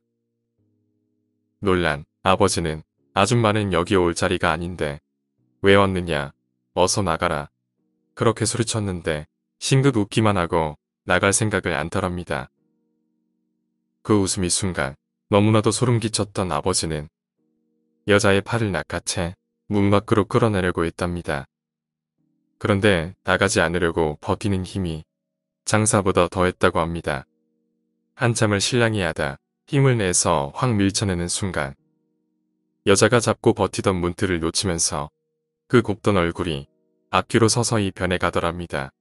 말로 표현할 수 없을 정도로 끔찍했던 그 악귀의 형상은 20년 가까이 지난 지금까지도 생생하게 기억난다고 하십니다. 쫓겨나면서도 끝까지 노려보던 그 핏발선 눈초리의 숨이 멎을 듯 이후 명절에 큰 집에서 아버지는 그 스님이 이미 돌아가셨다는 소식을 접하셨습니다. 아버지께선 스님이 써주신 부적을 태워버리고 거기다 변절까지 했으니 화가 나서 악귀를 보내신 것이라고 말씀하시지만 저는 아직 잘 모르겠습니다. 다만 덕을 많이 쌓으신 스님께서 그런 형상으로 나타나셨다고는 생각하고 싶지 않습니다. 돌아가신 윗지르 할머니가 화를 내셨던 이유, 친구에게서 들은 이야기입니다. 친구의 친척 언니가 경험하신 거고요. 편의상 그냥 언니라고 하겠습니다. 그 언니는 20대 직장인이며 한대문에 여러 집이 있는 다세대 주택 1층에서 자취했다고 합니다. 그 언니는 아침 일찍 나가서 밤늦게나 들어오다 보니 이웃들과는 거의 마주칠 일이 없었다고 합니다. 하루는 밤에 일 끝나고 돌아오는데 윗집에 불이 켜져 있고 어떤 아주머니가 통곡을 하시는 소리가 들렸다고 합니다. 무슨 일이 있나 가보고 싶었지만 실례인 것 같기도 하고 너무 피곤한 상태라서 그냥 집에 들어가 바로 씻고 잠이 들었다고 합니다. 그런데 그날따라 잠을 깊게 들지 못했다고 합니다. 뒤적뒤적거리다가 문득 눈을 떴는데 그 순간 가위에 눌린 것입니다. 그때 천장 쪽을 보니 어떤 할머니의 얼굴이 보였다고 합니다. 그런데 할머니께서 환한 표정으로 그 언니를 내려보고 있었다는 것입니다. 언니는 무서워서 있는 힘껏 발버둥을 치자 가위에서 풀렸다고 합니다. 그러고 밤새 뜬 눈으로 치세우다가 결국 잠도 못 자고 출근을 했다고 합니다. 그렇게 지친 몸을 이끌고 집으로 돌아오는데 그늘도 2층에 불이 켜져 있고 또다시 아주머니의 울음소리가 들렸다고 합니다. 그 언니는 잠을 못 잔 탓에 너무 피곤해서 그늘도 그냥 집에 들어갔다고 합니다. 그러다 잠이 드는데 또 가위에 눌리고 천장에서 그 할머니의 환한 얼굴이 보였다고 합니다. 다시 있는 힘껏 발버둥을 쳐서 가위에 풀리자 언니는 윗집의 아주머니가 자꾸 우시는 것도 그렇고 뭔가 이상하다 싶어 2층으로 올라가 문을 두드렸다고 합니다. 조금 지나서 어떤 아주머니 한 분이 눈을 비비며 나오시더니 반갑게 맞아주셨다고 합니다. 언니는 아주머니에게 무슨 일 있으시냐고 여쭤보려는 찰나에 순간 멈칫했다고 합니다. 아주머니 뒤쪽으로 어느 사진이 걸려 있었는데 밤마다 나왔던 그 할머니였다고 합니다. 아주머니께 물으니 자기 어머님이신데 지병이 있으셨는데 병원비가 없어 집에서 모시다가 어제 낮에 돌아가셨다고 합니다. 그 옆에는 관이 하나 있었는데 장례비가 만만치 않아 연락되는 가족도 없고 별수 없이 집에서 장례를 치르고 있었다고 합니다. 그 언니는 할머니께서 밤마다 아주 환한 표정으로 자기를 내려다본다고 아주머니께 그렇게 말씀을 드렸더니 아주머니는 기겁을 하시더니 설마 하며 할머니께서 누워 계신 관을 열어봤는데 곱게 누워 계셔야 했던 할머니께서 관이 뒤집힌 것처럼 뒤집어져 누워 계신 것입니다. 엎드려 누워 계신 것이죠. 아주머니는 화들짝 놀라 다시 할머니를 바르게 눕혀드렸는데 그때 할머니의 얼굴은 약간 눌려있는 상태였고 마치 화가 난 모습이었다고 합니다. 후에 그 언니는 혼자서 장례를 치르시는 아주머니를 안쓰럽게 생각하여 같이 장례를 치러드리고 3일째도 함께 지냈다고 합니다. 그리고 그 후에 다시는 할머니의 모습이 보이지 않았다고 합니다. 러시아 왕궁의 저주를 내리고 기행을 부렸던 라스푸틴, 그리고리 에피모비치 라스푸틴. 그는 1872년 러시아의 극동지방에서 천민의 아들로 태어났습니다.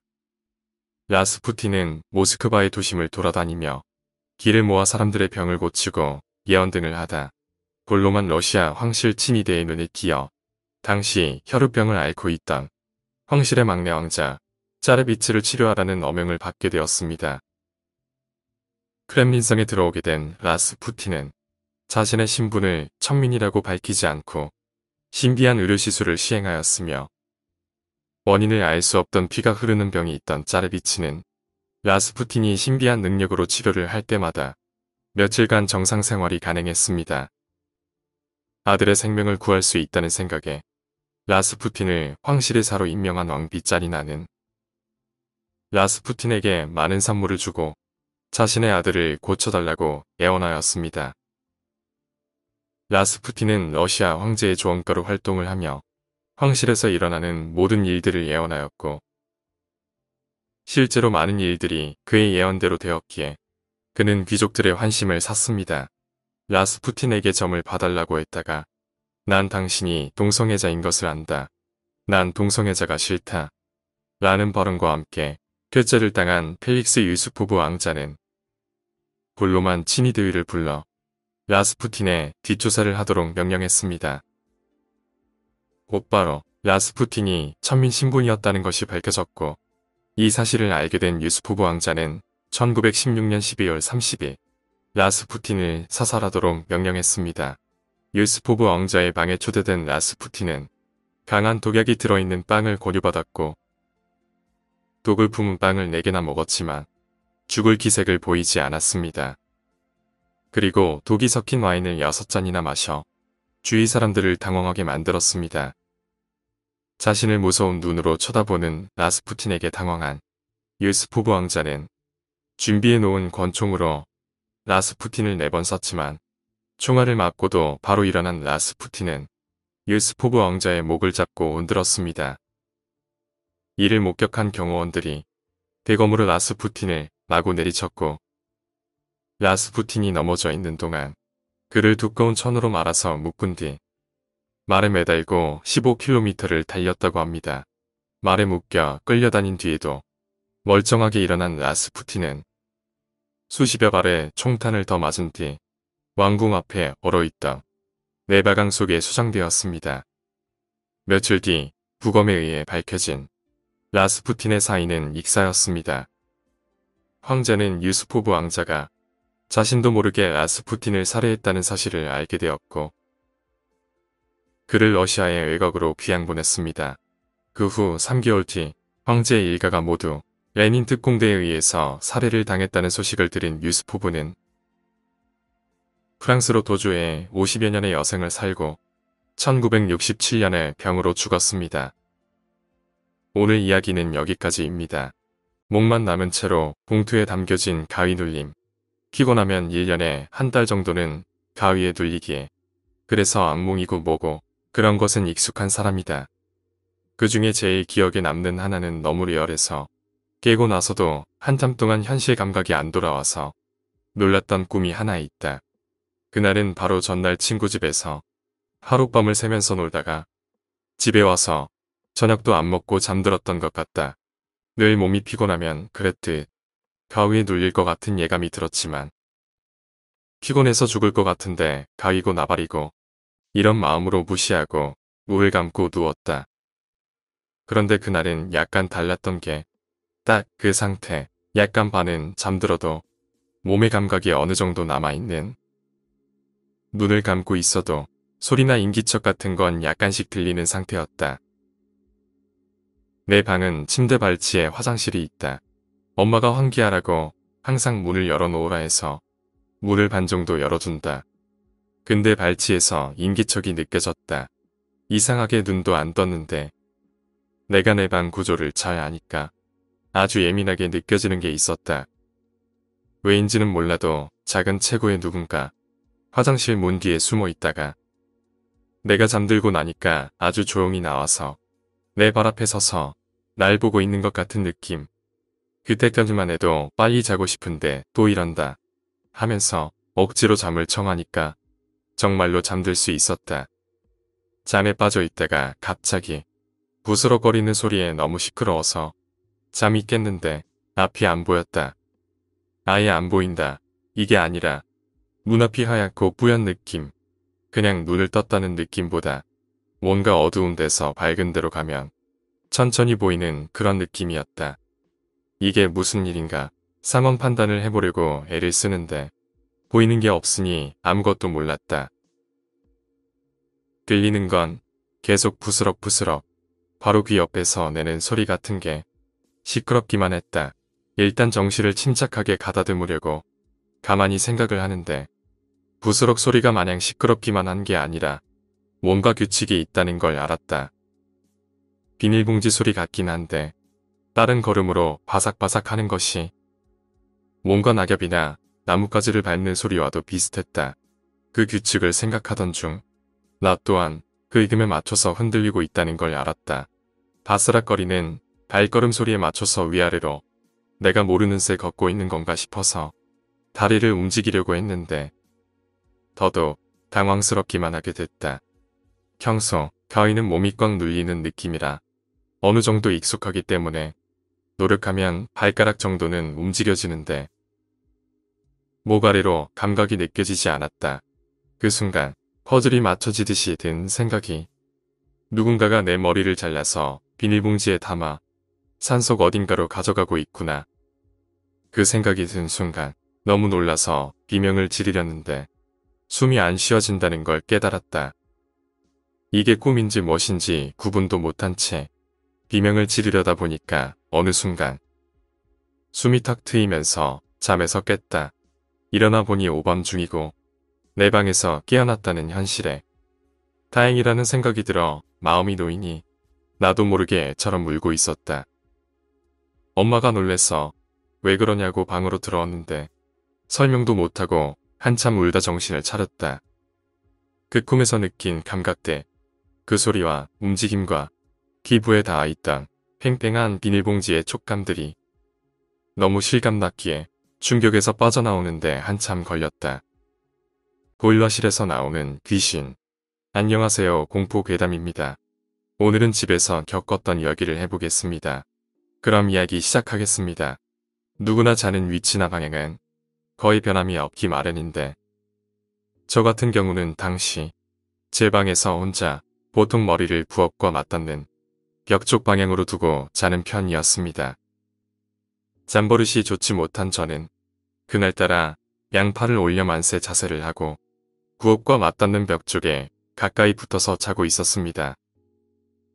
평소에는 그렇지 않는데 그날은 유독 손과 벽 사이의 거리가 약 10cm 정도밖에 되지 않았던 것으로 기억합니다.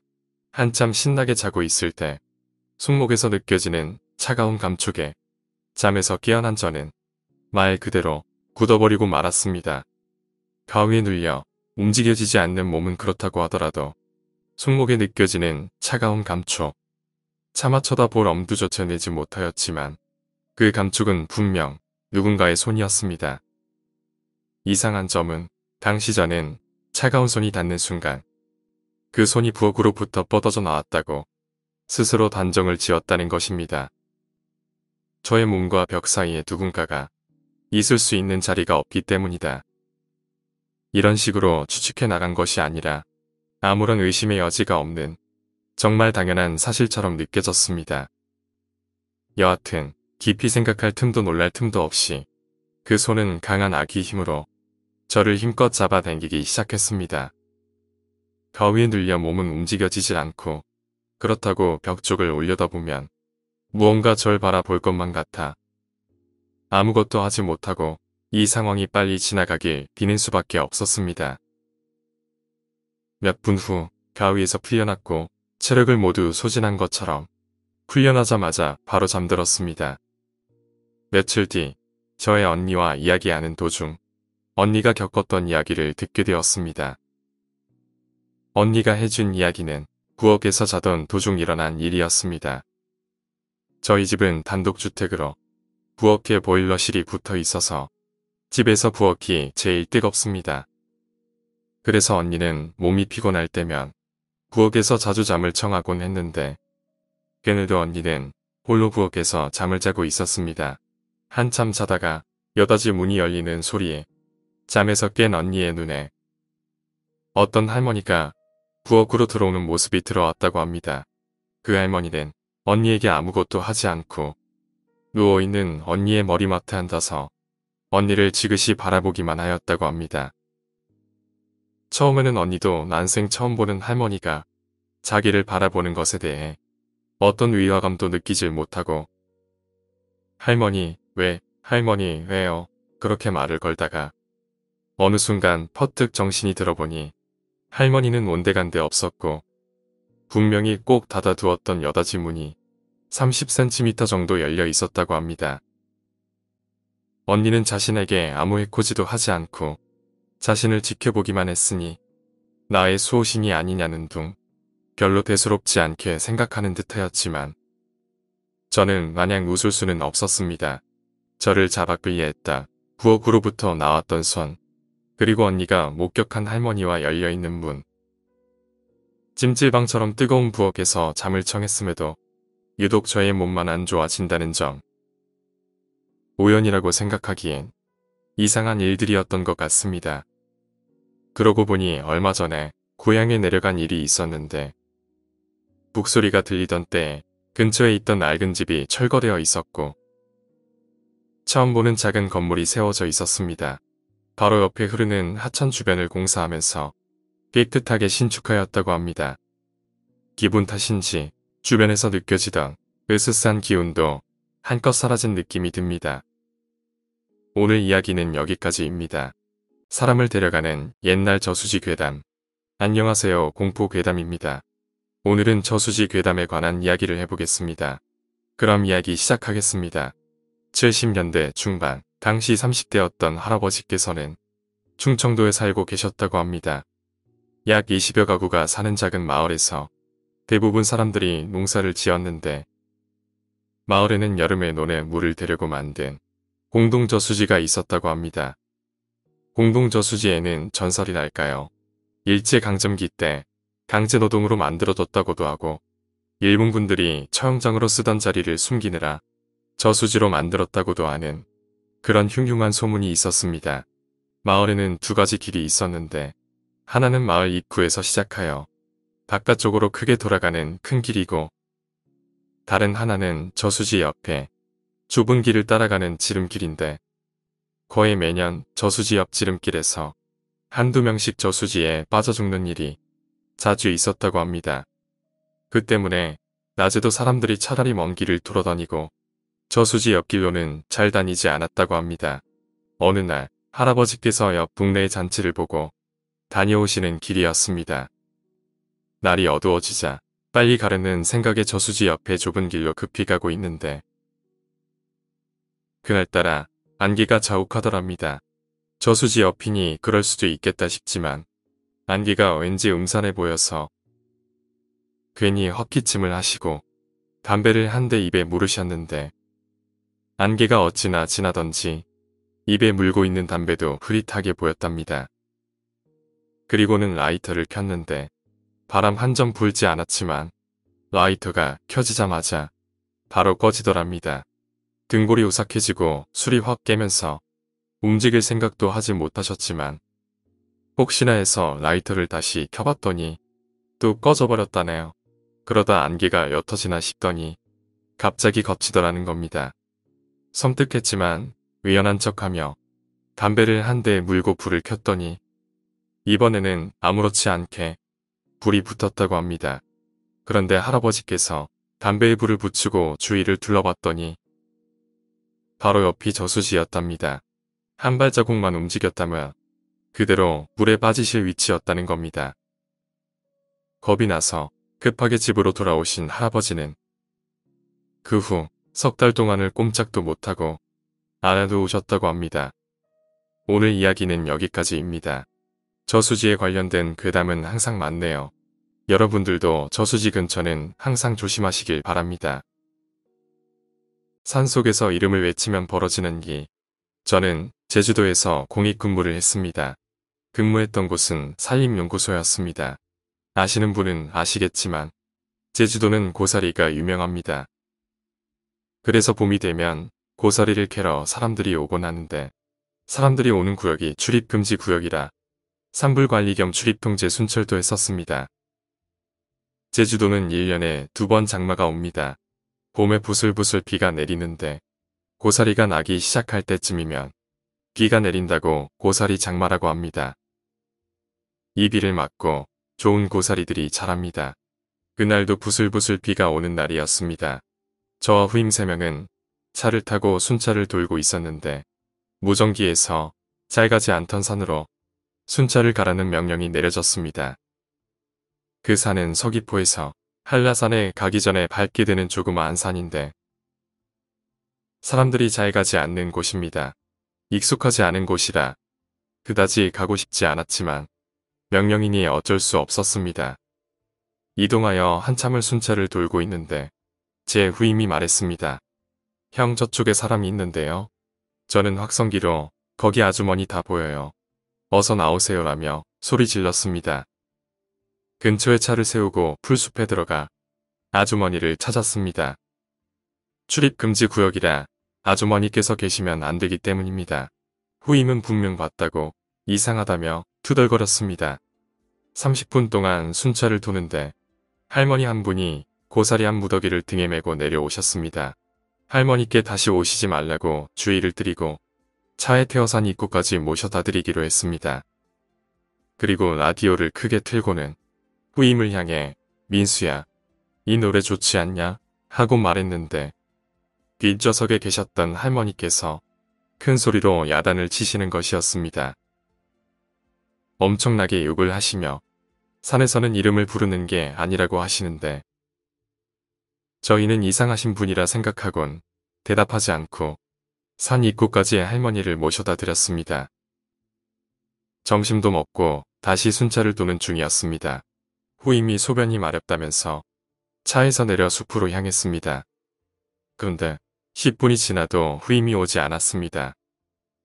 뭔가 이상한 생각이 들어 후임이 갔던 방향으로 갔는데 후임은 없었고 숲이 마구 어지럽혀져 있었습니다.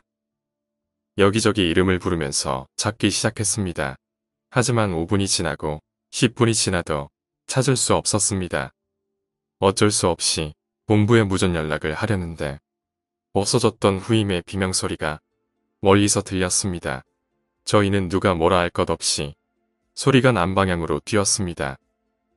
후임이 눈이 풀린 채로 울면서 온몸을 떨고 있었습니다. 얼른 후임을 질질 끌어 차에 태우고 도망가다시피 산에 내려왔습니다. 한참을 달려 연구소 근처에 멈추고 어느 정도 진정이 된 후임에게 이야기를 들었습니다. 후임의 말에 따르면 소변을 보러 갔는데 아까 봤던 아주머니가 멀리서 자기를 쳐다보더랍니다. 후임은 아주머니에게 주의를 드리려고 바로 쫓아갔는데 이상하게도 그 자리에서 사라져 있었다고 합니다. 다시 놓쳤다 싶어서 뒤돌아 가려는데 갑자기 누군가 자기 손을 꽉 잡고 질질 끌고 가더랍니다. 발버둥 치고 나무를 쥐어 잡아도 힘이 엄청나서 숨도 못 쉴 정도였답니다. 후임은 이대로 넋놓고 끌려가다가는 큰일 나겠다 싶어서 큰 나무를 부여잡고 손에 잡히는 대로 휘둘렀답니다. 그러면서 손을 잡은 사람을 봤는데 아까 자길 보던 여자였다고 합니다. 머리는 헝클어져 있고 머리엔 총을 맞은 것처럼 큰 구멍이 있고 온몸에 칼자국이 있었답니다. 그리곤 자길 향해 욕을 계속했다는데 자세히 듣진 못하고 비명을 질렀다는군요. 그 소리를 듣고 저희가 달려간 거고 저희가 왔을 때는 이미 사라지고 없었다는 것입니다. 평소에 농담도 잘 안 하던 녀석이었고 지금 상황에서 농담할 분위기도 아니어서 믿을 수밖에 없었습니다. 그런데 다음 날부터 후임은 결근을 했습니다. 전화도 받지 않고 무단 결근을 계속했습니다. 나중에 들으니 근무지 변경 신청을 했다고 합니다. 그날 이후로 저희도 그 산에는 순찰을 꺼리게 되었습니다. 어느 날 그 산 근처로 농원을 하시는 아주머니를 태워다 드리러 간 적이 있는데 그분께 그 산에서 있었던 이야기를 해드렸습니다. 그러자 혀를 차시면서 말씀해 주시더군요. 예전에 그 산은 오래전에 군인을 피해서 숨어 계셨던 분이 많았는데 산에서 만약 이름을 불려 들어가면 그 이름과 관련된 가족들을 산으로 데려가서 총살당했다고 합니다. 그래서 할아버지나 할머니들은 산에서 함부로 이름을 부르면 안 된다는 미신을 믿고 계신다고 합니다. 저희가 군복은 아니지만 아마 그 여자분은 비슷한 옷을 입고 있어서 군인으로 오해했던 게 아닐까요? 산골짜기에 탄약고 근무 중에 보였던 손을 흔드는 귀신. 안녕하세요, 공포괴담입니다. 오늘은 군대에서 보초를 서던 중에 있었던 이야기를 해보겠습니다. 그럼 이야기 시작하겠습니다. 저는 강원도에서 군 생활을 했었습니다. 6.25 때 굉장한 격전지였고 부대 성격상 자살자가 많아 괴담이 많습니다.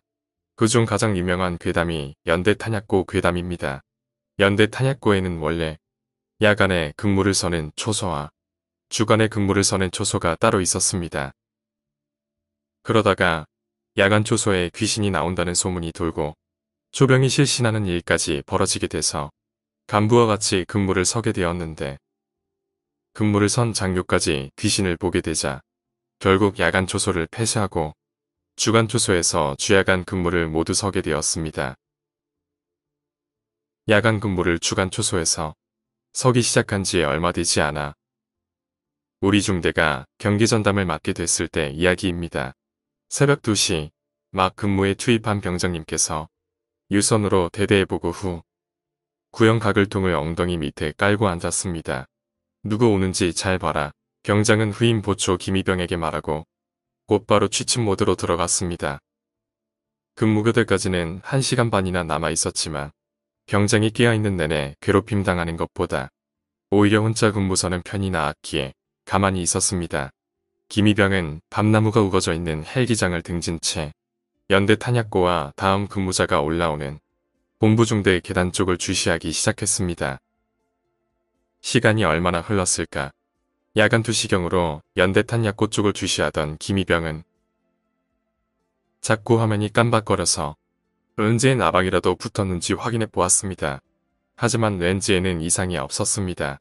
다른 쪽을 비출 때는 멀쩡하다가 탄약고 쪽만 비추면 깜박거리는 야간 2시경. 무서운 생각이 들었던 김이병은 잠든 병장을 깨울지 말지 한참을 고민하다가 들릴 듯 말 듯한 목소리로 병장을 불렀습니다.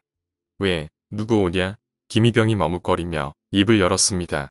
투시경이 이상합니다. 병장은 김이병의 목에 걸려있는 야간 투시경을 벗겨서 이리저리 살펴보았습니다. 어떻게 이상한데 탄약고 쪽만 비추면 자꾸 깜박거립니다. 김이병의 말에 병장의 표정이 갑자기 사색이 되었습니다. 야, 내가 꿈을 꿨는데 내가 탄약고 쪽으로 설 때마다 어떤 놈이 난간에 매달려서 너한테 손을 흔들더라고. 병장은 실탄이든 통장 물쇠를 손에 꽉 쥐었습니다. 그게 꿈이 아닌가 보다. 김이병 이외에도 탄약고에 정체불명의 인물을 본 사람이 많습니다. 일설에는 부대 내에서 목매달아 죽었던 사람이라고는 합니다만 확실하지 않습니다. 오늘 이야기는 여기까지입니다. 군대에 가서 귀신을 보지 못한 사람보다 귀신을 봤다고 하는 사람이 더 많은 것 같습니다. 군대에는 도대체 왜 이렇게 귀신이 많은 걸까요? 오늘 이야기가 재미있으셨다면 구독과 좋아요 부탁드립니다. 감사합니다.